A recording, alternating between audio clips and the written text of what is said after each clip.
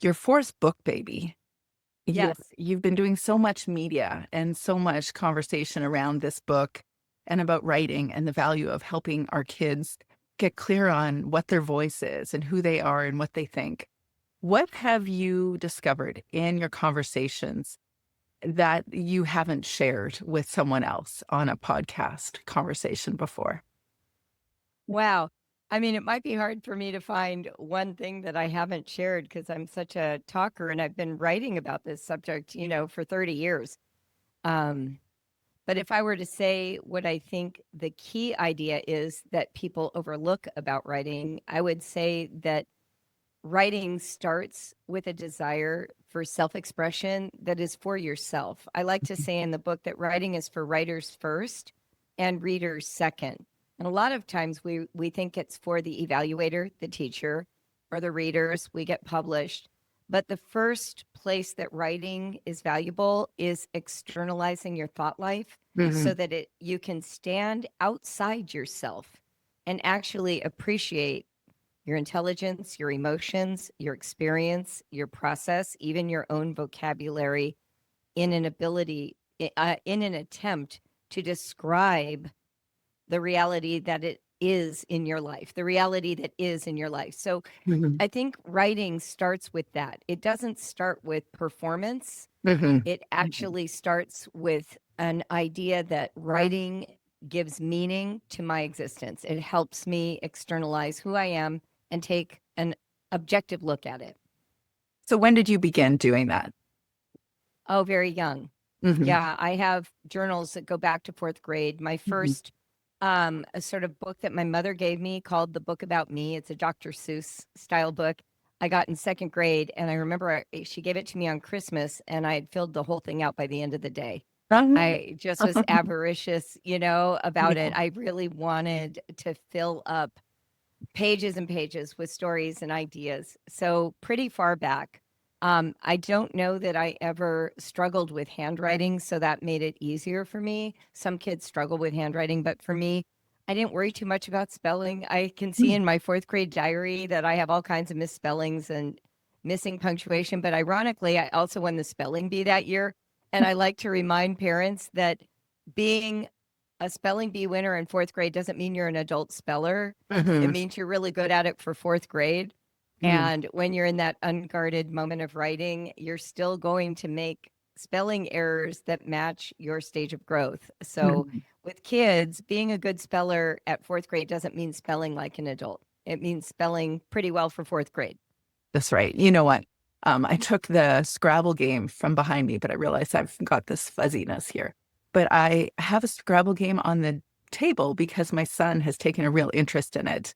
And there is a particular reel that I've repeatedly shared on Instagram about the longest word in the English dictionary that my son put together back when he was 8 or 9, something like that. I didn't teach him spelling. He was the one kiddo who was like, I don't want to learn how to do that. And I went, okay. But I could see that he was such a naturally good speller and extremely strong reader. And so now he's breaking 500 every time we play Scrabble with him. And nobody wants to play with him anymore because he's got all these 2-letter words that nobody knows exist. And he proves that they actually do exist. But he didn't actually have a formal spelling program. I went through the process with him, but I found that interesting that you just said that because I don't see the correlation either. And even my kiddo who really was struggling with spelling and asked me for a spelling program, to this day, she's not a strong speller, but she also is now writing copy, and that's part of her work. Yes. So go figure. Yeah. Yeah, and I think a lot of the tools that are available now that help you with spelling actually Mhm. help you improve your spelling because you're getting the feedback right when you wrote the word, which is the time you care the most. Yes. When we let a parent or a teacher correct our spelling, 10 minutes later, 2 days later, a week later, we don't care. It's over. We've already written it. But in the moment when you're typing it or handwriting it, especially on the computer if you're typing it, and Mhm. up pops those squiggly lines, Yeah. that's when you care the most. And I taught myself, for instance, that accommodate has 2 C's and 2 M's by Mhm. seeing it recur over and over. There was a very long period. This is as an adult who has worked as a copy editor. I Hmm. kept misspelling camaraderie, and I misspelled it so badly that spell check never knew what it was. So I had to keep using a workaround. And one Yeah. day I was reading a book and I read the word to myself and I went, oh my gosh, it's C-A. I've been spelling it C-O-M. And just knowing it was C-A-M, suddenly I learned it. And so Mm-hmm. sometimes I think we act like it's an inadequacy when someone doesn't know spelling, when sometimes it's just you didn't learn it and you aren't around the word and you haven't had the frequency of repetition to master it. And Hmm. eventually, life, the internet, reading is going to tutor you. Where Hmm. spelling becomes problematic is for the child who is making repeated guesses that they can't explain with spelling principles. Like Hmm. where they misspell the word because 4 different ways in one paper. That's a child who's really struggling with phonetics. But if you have a child who misspells because the same way basically every time, they've just mislearned it. And you can actually highlight that, do a little copy work and dictation, and teach them out of it, and they will learn. Hmm. Yeah. The one of the most profound um, approaches that you shared, and I remember this really early on, or at least very unusual approaches to writing, is that we are not teaching our kids to write like a professional writer would write. And first, it's about ideas, and first is about thoughts and the story and the unusual perspective, or as you share, the surprise or the hook, as we say in marketing. But all of those things aren't the things that are focused on. The focus is always on the structure, the format, the vocabulary, the grammar, all the things that most kids, frankly, most adults are like, oh, okay. It doesn't feel like it's really capturing any energy and doesn't embolden me to write. And that's the part that I went, oh, yeah, no, I agree. This way of writing, this way of approaching writing is real writing. Yeah, the way we refer to it in the sort of professional writing world is writing voice. Hmm. It's Yeah. as memorable and identifiable by person as a speaking voice, Hmm. right? You know, you answer the phone and you can tell who it is by their voice. In fact, you can tell who it is sometimes by their texting, Right. right? Do they use Yeah. capitals or not? How many emojis? Do they use shorthand or write the words long form? Hmm. Um, we have unmistakable identifiers in our communication style. And when we center those in the writing experience, we put children, adults in touch with having something of value to communicate. Hmm. Writing is about the communication, it's not about whether or not it's copy edited well. Right. And in fact, at the professional level, like my book went through 6 copy edits, and I'm a professional writer who was a copy editor, and they still found things to fix, Of course. found things to change. And almost every professional writer I know still finds a typo, a Yeah. little stray that Hmm. made it into the published copy, even after 6 people looked at it. Hmm. So when we prioritize mechanics as though doing them well now gives reason to be read, we're actually flipping it. What we really want is for our kids to feel like what they have to say is of value. So then they'll be motivated to make it readable. But if we Right. say we won't read you until you're readable, you Hmm. drain the life out of the writing before you even start. Kids will dumb down their vocabulary. They'll use simple instead of complex sentences that they know how to punctuate. And pretty soon the writing is dead. I really appreciated that you actually said honestly, okay, sometimes, okay, there we go. Sometimes there are, not even sometimes, I think you said when you read a child's writing, their raw writing, it looks really messy. It's hard. Terrifying. Yes, okay, terrifying. Okay, yes, exactly. And so The us as homeschool moms, we're like, yeah, so this can't be good. What do I have to do to make my brilliant writer shine? And then you're like, oh, but they're 6. Yeah. Well, and sometimes they're 13, Yeah, yeah, unfortunately. yeah.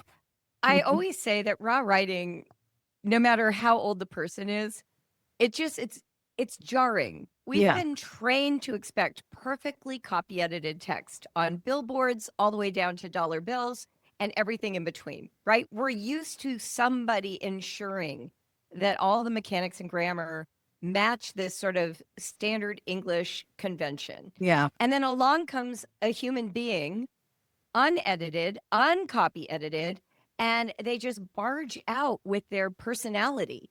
And sometimes it's spelled well, sometimes it's not, sometimes it's fragments, sometimes it's not, sometimes it rambles, sometimes it doesn't. Sometimes it's very stilted and uninteresting.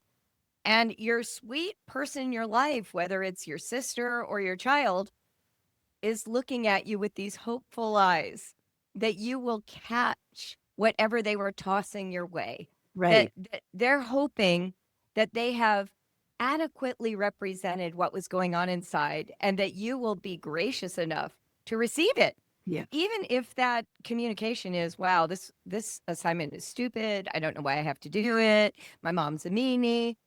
They're risking that communication. So yes, when I first see like the raw writing of any child that I've taught of my own, there's always a moment where I have to like gather myself, like, okay, Julie, you feel offended because you've been trained to think that copy editing is the highest value in writing. So I have to like shake that off. And then I have to get curious and interested. Yes. How What can you does really the think? communication speak to me? What is it speaking? You brought up surprise a little bit ago, and I want to tell kind of a funny story. I finished my book, turned it in. They had already taken it through the first copy edit. And one night I woke up in the middle of the night and I suddenly went, oh no, there's a whole missing chapter from this book. And I got up and I wrote to my editor and I said, I cannot believe I forgot this chapter. I've been wanting to put it in a book for years and somehow I forgot it. And she's like, Julie, your book is great. We're already copy editing it. It doesn't need anything else. I'm like, no, no, no, no. I am going to persuade you. And you will be so persuaded that you are going to stop the presses to get this in. And so basically, the chapter is the one that's called Good Writing is Surprising Writing. Ah, yes, yes. And that chapter is based on my relationship with sports writers. So here's my contention. Yes. The number one literary element that is never taught, but that is essential to every single piece of writing, whether it's a text message, whether it's a thread or a tweet on X, whether it is a blog or a letter to your ex-husband, every piece of writing, the number one literary device that we need to use is surprise. Yeah. Because surprise makes you keep reading. So is it a surprising vocabulary word? Is it a surprising turn of events? Is it a surprising statistic? Is it a surprising analogy, comparing one idea to another in a way that makes the whole thing click or pop? That's what makes us want to keep reading. The number one criteria for whether something is good writing or not should be, do I want to keep reading? That should be it. That's the only criteria that matters. So in this piece, in this, chapter that I added, here's my contention. Imagine you're a sports writer in the digital era. So last night there was an NBA final on, one of the games. It was Denver against Oklahoma City. We're all staying up late watching this game. It comes down literally to the final bucket. The team that was losing threw in a three-pointer, won the game. They had been behind. They won the game. Okay, we've all watched that. What is a sports writer going to say? Are they just going to say, well, here's what happened in the game? They got on the court, someone tossed up a ball, and the game began. No, we've all seen it. In fact, that clip right now is being replayed on social media, YouTube, in text messages. Like everybody who cares has seen the game, knows who won, knows how they won, and has seen the clip. So what is the job of the sports writer? I'm just going to put that to you, Teresa. What is the job of a sports writer? Well, interestingly, I just had this conversation with my husband, not about this game, but he is quoting a sports writer too, whose name I don't recall. But he said, and this is my answer to you, is say something interesting and don't suck. So just don't suck. Yeah. Have your own take and just say something interesting. Well, yes. So here's the thing. We have to figure out how to take the familiar and make it fresh, right? Yeah. And so one of the ways we do that is we surprise the reader with insight, with comparisons. So if we are going to talk about a game that everybody already saw, we have to offer something fresh about it. And this is where sports writers shine. So back in 2006, UCLA, my favorite school, I went there. Mhm. They had a basketball game with the LSU Tigers in March Madness that they won. LSU lost 59-45. And of course, if you know anything about basketball, that's a very low scoring, boring game offensively. There's really almost nothing to say about it. There were no buzzer beaters. There were no great, amazing offensive plays.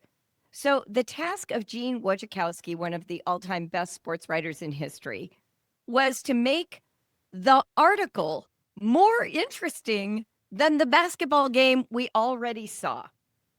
So here's how he opened his article, and I saved it all these years for such a time as this. That's why I was like, this has to be in my book. All right.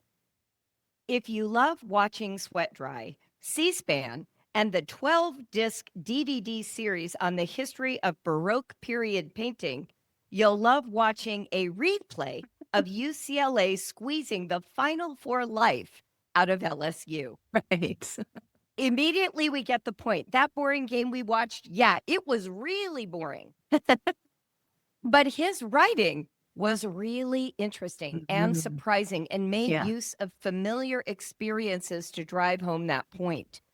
When we're talking about writing, what we want to invite our children to consider is that they want to arrest our attention, like to make us go, oh my gosh, that made me scared. Oh my gosh, I never saw it that way. Oh my gosh, I really saw the beach through your eyes. Mm. Something that pulled me in, that took me to a place I didn't expect to go. That's good writing. And here's what's wild. Kids are great at it. Yeah, They're naturally. better at it than adults. Yes. Yeah. In fact, I always say when the internet threw open its doors in 1995, kids and homeschoolers were the first to run through the doors. Yeah. Kids were always told they hate writing. They're like, please give me a live journal. I want my own MySpace. Can I please just talk to people on this discussion board for gaming? Like literally, they wanted a place to write for people to read. And Mhm. somehow schools completely overlooked that this revolution in writing for children was going on and stayed with the old, dusty, dry methods. Yeah. My best students over the years have had pretty much unfettered access to the internet, and they know how to get a rise out of a reader. That's what they know how to do. Yeah. And Yeah. today's Mhm. writers are on TikTok, they're on podcasts, they're on Discord. It looks a little different than the early days of the internet. And I'm not Yeah. saying give them unfettered access today. All I'm saying is when they learn to compose for an audience, that's when they grow as writers. Writing for an audience of one who gives you a grade does not grow you as a writer. And there is research that shows that. And yet I know that we, most of us, and certainly us that were in school, are taught to write, to speak to a teacher. And as you share, and also as we all know, we are writing so that we can get the validation of the teacher, or we're guessing at what we think the teacher wants. And so then we write to that. And that has nothing to do with what we think or what we feel or what our experience is or our own gut reactions to things. Unfortunately, teachers are in kind of an impossible situation. They have these standards, they have this body of data that they have to transfer. They use writing as one way to figure out if the students are taking in the information and drawing conclusions that are related, right? It's not a creative writing class if you're in government or social studies or history or even English class. So I get that. But part of the problem then is that we're training our kids to write boring writing. Yeah. And when you're writing something that's boring for the reader, you yourself are bored. I used to always say this, it's in my original curriculum. I say, if I'm bored reading it, you were bored writing it. Yeah. And that's just a truth. So when we have these teachers who want us to use writing as a way to distill our learning, I think it's really imperative in this era where Chat GPT is rampant, where writing has, in a weird way, been eclipsed by visual media, to Right. rethink our assignments. Mhm. Like it would be better to host a podcast with someone and record it and have thoughtful questions and answers. It would be better to create short form video that makes use of memes and research, because that is the same kind of composition and thought world that the old essay was trying to capture. Now, should we teach the Mhm. essay? Yes, but I think it would be really interesting to even admit to students, look, this is a format that we use to evaluate what you know. Here's where the joy of writing shows up. It's not going to show up in this essay. But Right. here are other places that you get to self-express. And by Mm. the way, let's read some actual interesting essays and see if you can pick up some of those dynamics and learn how to incorporate them into this more wooden, dry format. Yeah. Yeah. For myself, I had zero interest in writing at school. There was nothing that drew me in. And yet I would go home and I would write. And Amazing. I saw that with one of my girls too. Of course, it's always the older kids that get the most experimental homeschool mom. We try all the things out on them. And I remember saying, okay, well, we need to finish this assignment, as though somehow that would be some, I don't know, incredible communication strategy, teaching my child both to communicate and for me to communicate with her that we need to finish this so that we will have accomplished something meaningful in writing this year.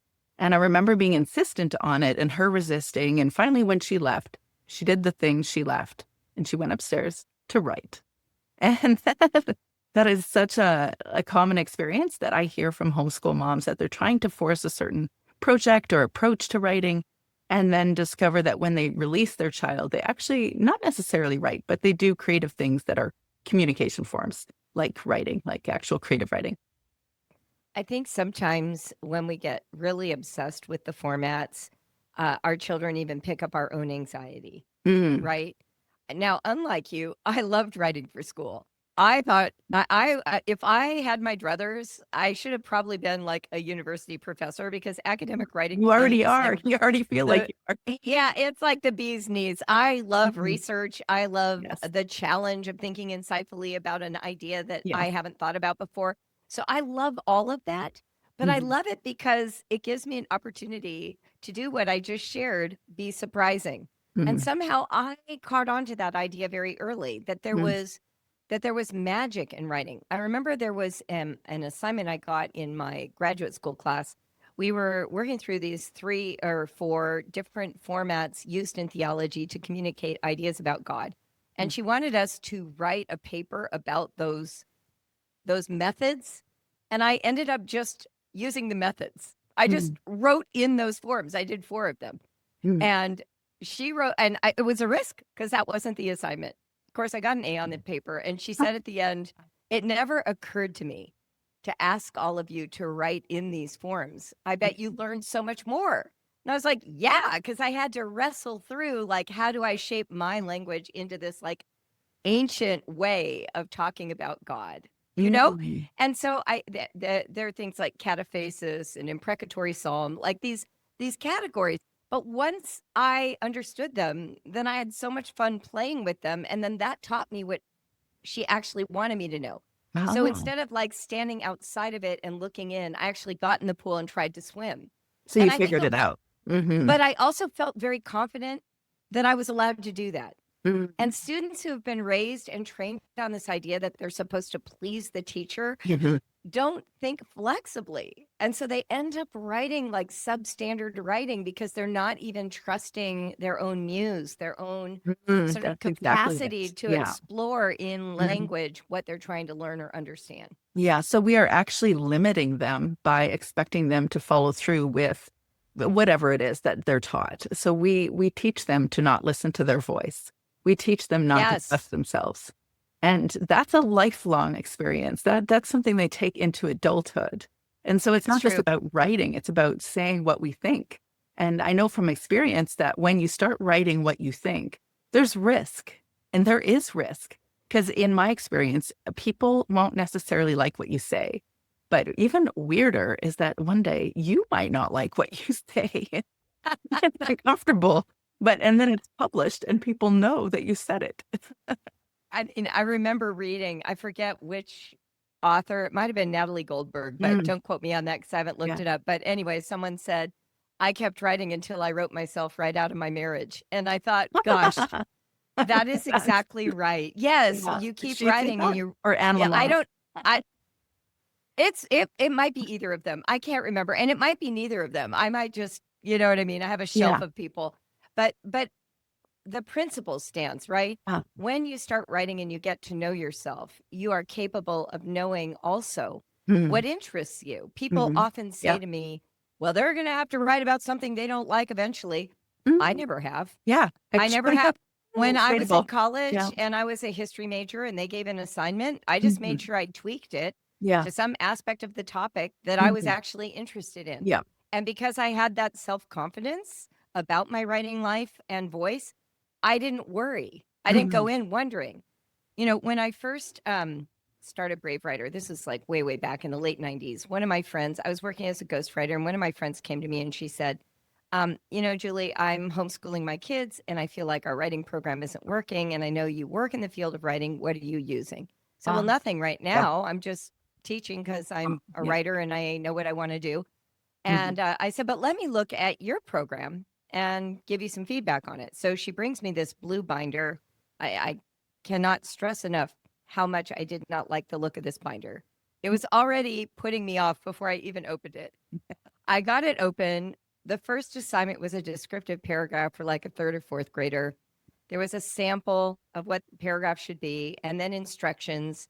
And what I say is, these are the kinds of instructions that are like what to write. They don't help you unearth thoughts. They don't help you investigate that thing you're describing more deeply. They're just like topic sentence, 5 middle sentences, using all 5 senses, end with a clincher. It's just this like, here's what you should be doing, not Thanks. how do you actually do it. Mhm. But the part that really got me was the sample paragraph. Yeah. So I said to my friend Glenda, did you read this sample paragraph of the descriptive paragraph? And she goes, what do you mean? I said, right here. Did you read it? She goes, yeah, I think so. I can't remember it. I said, well, did you like it? She's like, what do you mean? I said, well, when you got to the end of this sample paragraph, did you think to yourself, gosh, I wish there were another paragraph? She said, no, I don't even remember it. And I just slowly closed the notebook. And I said, why would you teach writing with a sample paragraph that's so unmemorable Mhm. that you can't even recall the content? Why would you want your child's writing to sound like that? And her mind went like, because we've been taught to think that accurate writing in school is more important than memorable writing. But it's memorable writing that we're after. Yes. Surprising writing, writing that is authentic. I give an example in my book about what I call the spaghetti paragraph. You Yes. know, Yeah. the child says, Mhm. you're supposed to write about spaghetti. They're in the third grade classroom. There's no spaghetti anywhere near them. So they're trying to remember spaghetti from weeks ago. And they're worried about spelling, worried about punctuation because they get graded down if those show up. So they dumb down the content to match their skills. And they Mhm. write something really inane like, I love spaghetti. It tastes good. The noodles Yeah. are curly. The sauce is red. It smells like pizza. That's why I Mhm. love spaghetti. They might get an A for that completely inane paragraph, right? But if you were in my class, we would start by making spaghetti. Mhm. And I would ask you questions about it. What's the aroma? How do the noodles feel in your mouth? Is it too hot to eat? How long does it take to cool down? When was the last time you had spaghetti? What happened when you had it? Who was there? Like investigating actual memories Mhm. and direct experience, simultaneously taking notes. Yeah. And in my book, I created a little mock paragraph, but I have, hundreds of them for my own children. But if it were my kids, they would start with something like, I put one end of a noodle in my mouth and my brother put the other end in his, and we raced to the middle like Lady and the Tramp. Because that's what spaghetti night was at our house. Mhm. Everyone did that. And then you would start talking about the spaghetti experience. The first paragraph, if you heard that read and you had 10 third graders standing in front of you, you wouldn't know if it was your child's. Right. But Yeah. that second one, you'd know immediately that Mm. no one else could have written it. Mhm. That's what writing is. It should have the unmistakable marks of who you are, That's what right. you think in your writing. And that can be taught and coached and encouraged rather than graded. Mhm. Yeah. I mean, grading. So yeah, we won't go there. I won't go there. My son, maybe I will just for a second, because this is what I was going to share with you anyways, is that my son, who's in grade 11, did a writing project last year. And I'm like, this is beautiful. I hadn't seen him write like that. An exploration of a poet and the poem. And I thought this is remarkable. And then at a certain point, he said, well, the teacher said it wasn't as good because I hadn't explored the relationship between the husband and wife and how they had, I don't know, were jealous of each other or something. And I just thought, how very odd to expect a 16-year-old boy to understand that nuance. And, so grading is very subjective. But when you talk about the spaghetti story, I wrote that down as well, that for me, writing is an expression of who you really are on the page. That means you actually know who you are.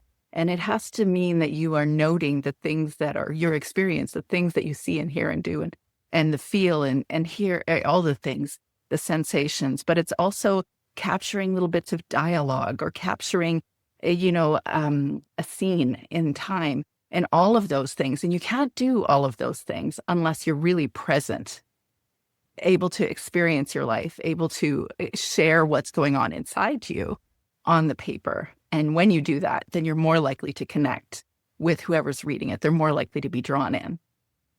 The problem for all of us is that even though we're fluent in speech, our speech doesn't sound like the writing that is the most compelling. I like to tell this story when I go to conferences. Imagine your son Noah runs into his friend Steven at the mall, and Noah's just been on a big roller coaster at the local theme park. So Steven comes up and he's like, "How was the Beast?" And he's like, "Oh my gosh, it was awesome." "Really? Would you go on it twice?" "Oh yeah, it was so fast, so fun. I had the best time." "Dude, that's so cool. That's great." And they part, right?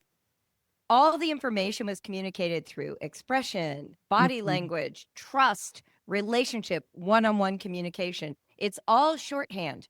The actual experience is all buried. Mm-hmm. Because imagine if this is what happened. Noah shows up, Steven runs up, he goes, "Did you go on the roller coaster?" And Noah says, "As I climbed into the hard yellow seat, a cold metal bar clamped down over my hips, clutching me. I felt the thrill of anxiety go up my spine as the click, click, click of the cart hit the top of the hill." Steven would be like, "What the heck is going on? Who are you? I just want to know if I should go on the Beast or not." Okay, so this has to be taught, but here's how we teach it in Brave Writer. We let them use all this label language, the shorthand of verbal. They'll say things like, we'll say, "Write about roller coasters." They say, "I went on the Beast. It was really awesome. I had a great time. I wish my friend Steven would go on the Beast. Yay, yay, yay." Okay, so that's the paragraph. And a parent's like, "Where are the details? Why didn't you use your 5 senses?" And the child's like, "What do you mean? How do I get them?"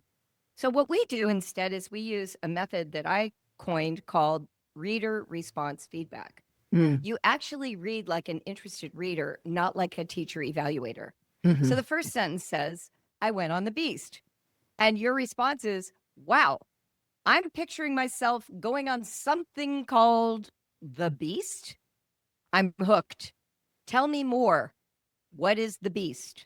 So immediately now you're asking them to expand. A roller coaster at Kings Island, a wooden roller coaster, one of the most famous wooden roller coasters in the world, right? Like suddenly you're adding detail because all you did was ask for more of what they've already given you. Right. The next sentence, "It was awesome. Tell me more about awesome. Tell me more about awesome." "Well, it was really fast." "I wonder how fast it was. Have you ever looked it up? What's the speed? Let's go find out." Write it down. "What else was awesome about it?" "Well, it went really high." "Do we know how high?" Let's write that down. "What else was awesome? Can you talk to me a little bit about what was going on in your body? Were you excited, nervous?" "Oh, I was so nervous." "What did that feel like? Was your stomach churning? Did you clench your jaw? Did you feel a thrill go down your spine? Like, what were you feeling?" "I don't know." "Okay, well, let's just close your eyes and try and remember. I'm going to jot it down. You just tune in. Tell me where you feel the feelings in your body of when that cart was going up the hill." Like that.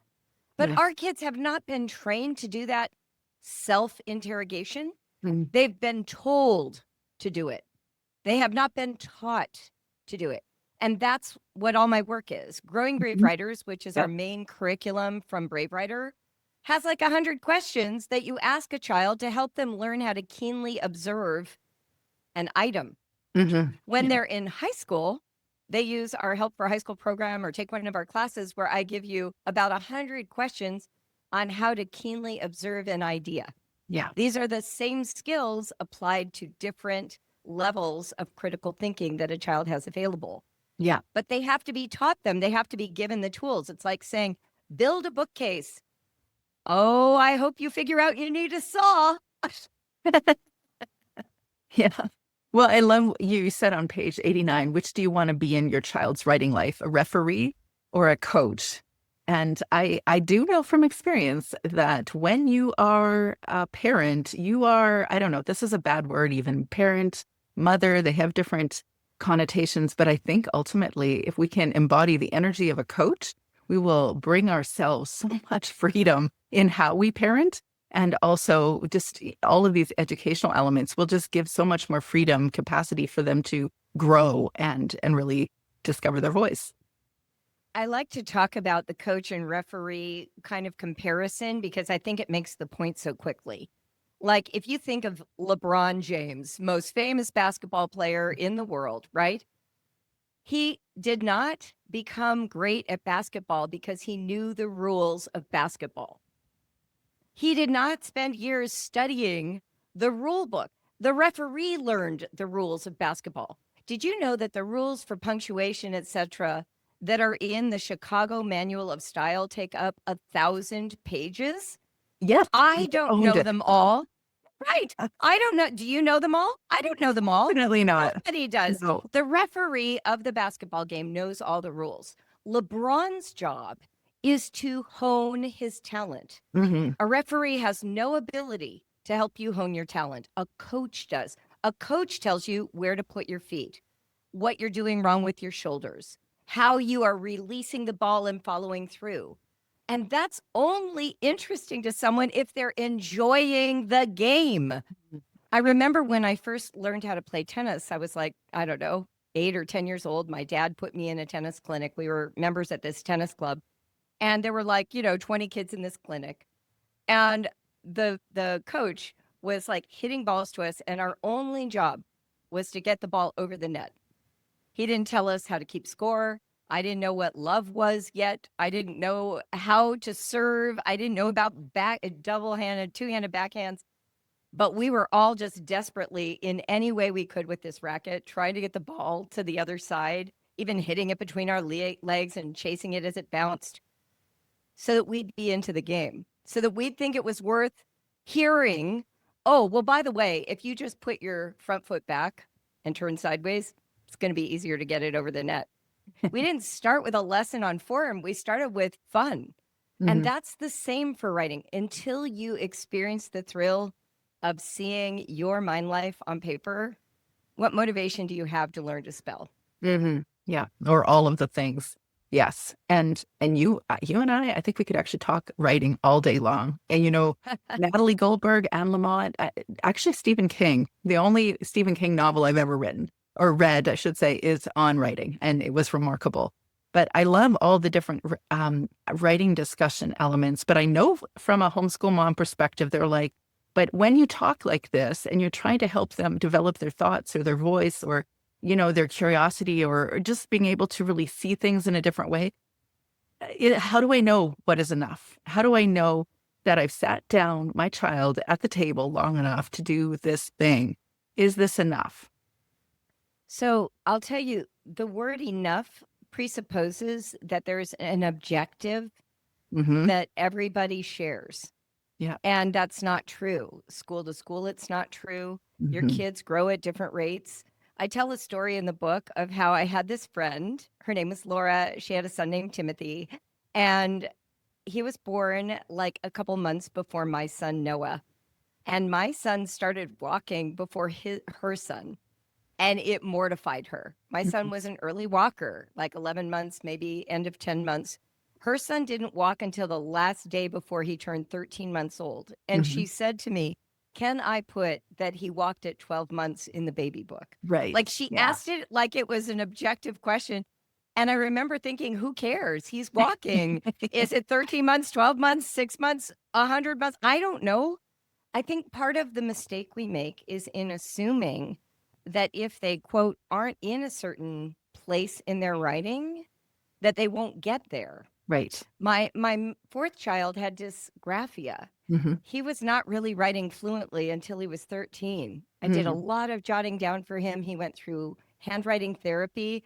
And yet that's the child out of my 5 who chose to go to a great books program in college, but Yes. he didn't go till he was 20. Yes. He took 2 years of 8th grade and a year off after high school before he started college. And then Right. he's in a old school, like Socratic method Mhm. education that required handwriting, not even typing. Yes. Like, you don't know. So I say focus less on what's enough and focus more on what does my child need right now today? Yes. Amen, sister. Right Do on. they need Yeah. tutoring in self-investigation? Do they need Mhm. liberation? Do they need practice? Mm. A lot of times we're like, okay, good. They did the thing. Now let's add more burden to it. Maybe they just need to do the thing they're good at for a while before we increase the burden of it, make it harder. And so, what about the woman that is homeschooling who feels this is so out of her element, writing, and I can't write? I don't like writing. How am I going to help my child write? So she has to heal the damaged writer in her. And I have a whole chapter on that in my book, Help My Mhm. Kid Hates Writing, because the number one thing I encounter in parents who teach writing is their own memory of writing trauma Right. from the traditional methods. But here's the crazy irony: they go and use the traditional methods that cause them harm with their children. Yes. It's sort of like, imagine being raised by parents who used, physical spanking, some kind of discipline that you hated, but that's the only tool you have. So you use it with your kids. Yes. Yeah. You don't Completely have to do predictable. that with writing. So in this chapter, I help you kind of retrace those roots and then grow your own confidence. And here's the truth: you are a writer already, too. Yeah. And as you use these methods with your child, you will be healing the damaged writer in you. Yes. You will find that through this book, but even more through my curriculum, because that's where you will be doing the activities together. And I really recommend that it's a democracy of writing in your family, that Yes. when you free write, parents write Also too. right. Yes. Yes, because you will get in touch with the experience of not knowing what to say Mhm. and how you overcome that. And that creates like this empathy across the board between the whole writing community and your family. That's right. Yeah. You said in page 53, a writer grows when given practical instruction to help them achieve their goals, usually by being read and appreciated as a thinker and storyteller. It's really pretty simple. And that's the same with us. That's one of many reasons why I like to encourage writing for women. But I know it from my own story. It is writing itself. It was a life preserver. It was a healer, a cheerleader, a clarifier, a challenger.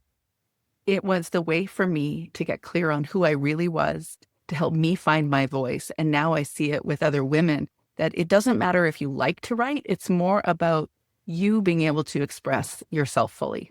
And when you begin Yes. to do that, you don't only just express yourself fully, you get clearer on who you are and the nuances of who you aren't. And then you move in, because as soon as you get clear on who you are, then you're like, okay, what am I about? And then did I just say I was a Canadian when I said about? But then when you move into the I know who I am, then you know what you're going to do next. And so it naturally leads way on way to purpose, identity, purpose. And if you're doing that for yourself, you're doing that for your kids. Yeah, that's exactly right. Personal writing in particular is so valuable, and we know that because so many people use programs like The Artist's Way. Mhm. They go and get journals that go with like their spiritual readings. They Mhm. join Liz Gilbert's Substack and write love letters to themselves. Like, we Yeah. know that personal writing is really profound and powerful. In fact, there is research that shows that if you write about a traumatizing event Mhm. 15 minutes a day for 4 days, it's as powerful as therapy, Yeah. and it's free. Yes. So we know that for personal writing. Where homeschool parents get tripped up is they're like, yeah, but they got to write about the school subjects. And so Yeah. here's what I want to remind you: when your child was learning to speak, we did not start by asking them to do 10 steps to how to brush your teeth. That was Yeah. not how we taught them to speak. We taught them to speak conversationally, freely, talking about what they needed and wanted. And we can teach writing the same way. Mhm. Once you are adept, you have some fluency in handwriting and the confidence to transcribe your thoughts. Now you can direct them with a prompt The same way that you can say to your child, go thank Aunt Karen for the new bike. Here's what you're going to say. And then they go over, thank you, Aunt Karen. I love my new bike. I rode it on Sunday, right? Like they learn those scripts. And then eventually we're like, teach your sister how to play the game. And the child is now narrating the how-to steps of a game. We don't start there. We Mm-hmm. get there after we've cultivated fluency in speech. And I think in writing, we skip that big step. The fluency of freedom in writing, hooking up a hand with a brain, allowing the ticker tape of the mind to dictate what shows up on the page, creating lots and lots of opportunities to get comfortable with that before we start directing it. Yes. One of the tools we have on our blog and now on Substack is a Friday free writing prompt. And that prompt can be used by the whole family. We recommend free writing for 3 to 5 or 7 minutes a week. You write too. And Mm-hmm. those prompts are just that tiny bit of guidance, right? It's a little bit less free than just write whatever you're thinking, but it starts to move a student in the direction of being able later to write about Pocahontas Mm-hmm. or the Civil War or whatever else you want to write about. Yeah. Yeah. I mean, even when I listen to you, you use words. Like I don't know how many years ahead homeschooling you were for me, but there were so many words or phrases that you would use to describe the experience that we were having. And I'm like, oh, okay. So I now have different words for what you are using. But when you refer to awesome adulting, I'm like, oh, that's why I was writing about me and how I was understanding me and growing in my sense of separate self or the things that I cared about as I was a homeschool mom. And you have such a clever way of using words. There's always just like a little twist, like a ticker tape. What did you just say? The ticker tape of your Yeah, the mind? ticker tape of our thoughts. Your Yeah, thought. so we're Yeah. hooking up our hands with the ticker tape of thoughts in our minds. That's And right. and We're I was taking dictation. when I was at your conference last fall, I had listened to your first YouTube or one of the biggest YouTubes, I guess, that you had videos on the 50 things I didn't do. And I'm like, wow, it was so raw and real. And it was definitely why people were drawn, I think, because you actually said what nobody was saying. Um, and then you said those things, but it was matter of fact. And you can actually hear that the way you speak now is so much more almost like poetic or something. You have a way of using words that are really clever, like the ticker tape of your thoughts. And there's such a growth there even in how you use words. And that's what happens when you keep writing, is you keep expanding your capacity to play with words and to explore thoughts. And there is no end to writing. You don't get to an end. So when people ask me, well, how do you write more? Like, how can you always write more? And I'm like, I don't know. The more I write, the more I write. And with you, I write, therefore I am. I mean, for sure. And I will say this, there's an old myth in sort of professional writing that you need to write every day to hone your craft. And I don't actually believe that. What I believe is that we need to engage with writing every day. So Mm, some days you're reading, some days you're editing, some days you're revising, some days you're just scribbling words on a page and collecting them and letting your mind range over them. mhm. To me, whenever I run into a brick wall, and believe me, I do it regularly, I'm like, I really don't know where else to go in this chapter. I'm running out of thoughts on this idea. That is a clear sign to me that I need to go back to research and reading. Got to Mm, read more. yeah, I've got to get more vocabulary because I don't have enough to say. right. You know, when we ask our kids to write, sometimes we're like, okay, I read a paragraph about Paul Revere. Now narrate it. And the child is literally Done thinking that. that paragraph used all the good words. I don't have any. Yep. So in Brave Writer, we have this one project in our Jot It Down program called the Fairy Tale Project. Basically, the structure of it goes like this. You pick a fairy tale like Cinderella. You go to the library and you check out as many versions of Cinderella as you can find. Amazingly, there are even some international ones that take place in Korea and China. And then there's the Disney one. And then there's the old original French version. And you know, there's the Golden Books version, and there's one that has ducks pretending to be Cinderella, right? You just get as many as you can. Mhm. You read them sort of one after another for a whole week, just really soaking in Cinderella. You watch the Disney version, you watch the live action version. Now that you've got like 15 versions of Cinderella dancing like sugar plums in your brain, you ask your child to tell the story, and they will automatically synthesize the most interesting elements of all those stories into a new retelling as narrated by Johanna Bogart, right? And that is what writing is. That is literally all you do in college. You read, and then you narrate in the essay format. We have kids doing this in kindergarten and first Mhm. grade. They don't even know that's the skill they're building, but this is what writing is. We treat it like it's this foreign property, this external skill, and all the words are in them. No, all the words are somewhere else, and we have to make them a part of us so we can go find them inside. It They're sounds not like just generative AI right there. I think like weirdly. But I mean, that's really, I love that analogy. That's a nice, surprising metaphor, actually, because that is what's happening. I yes. will now quote you on it, Teresa. I think that's beautiful. We're basically performing that Mhm. exact experience. We're taking in Mhm. a lot of data and we're running it through our own experience and our own worldview and our own understanding. And then we're putting it in fresh language. That's And right. so if you are running into that brick wall of, I don't know what else to say, it just means you don't have enough else to say. You have to go read. So the myth is write every day. The fact is engage with writing every day. And by the Mhm. way, we just read there's a story out that just said that Gen Z and Gen Alpha are not reading aloud to their kids. Mm, They're tired, they're bored, they that's don't have so the true. energy. Yeah. Yeah, and True. part of it I believe because we're all reading all day. Right. When people Yeah. say to me, read a book, and I do, I still read books. I'm old, so I have that habit. But like I'm literally reading my phone and my screen all day. Reading does not feel relaxing the way going to the gym does Mm. or watching a TV show, in Mhm. fact. And so Gen Z and Gen Alpha being raised on cell phones, on computers, reading a book to a child at the end of the day is like, do I have to keep reading? Like they'd Mhm. rather play Lego. But here's the problem. When you don't read to your kids, when you don't cultivate the habit of reading, your kids have a poverty of vocabulary to draw from, Yes.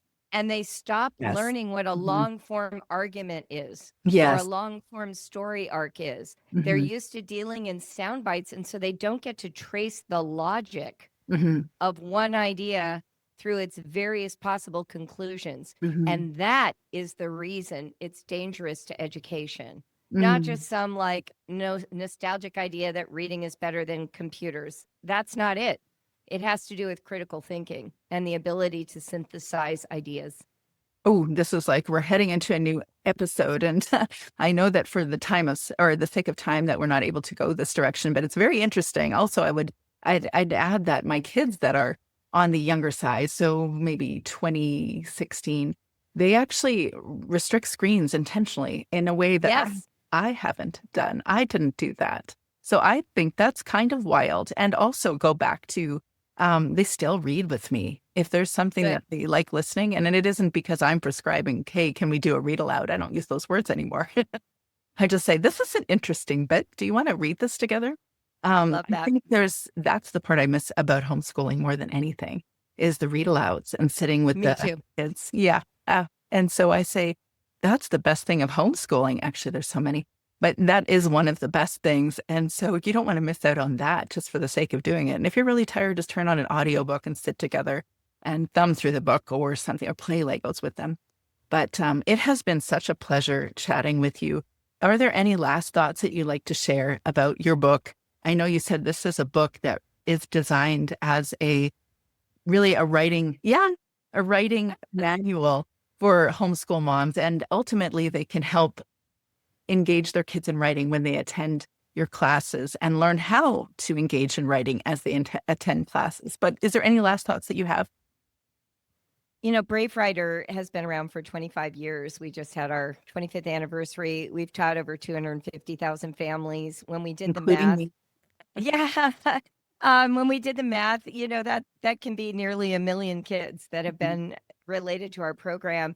And Yeah. the thing that always delights me the most is when I hear back from adult kids We've had kids go on to get PhDs. One worked for the Folgers Library for Mhm. Shakespeare, another one who earned scholarships, several who've been published. And those are just the ones who tell me, right? Many Yeah. have been through Mhm. great books programs, Mhm. some who run marketing companies.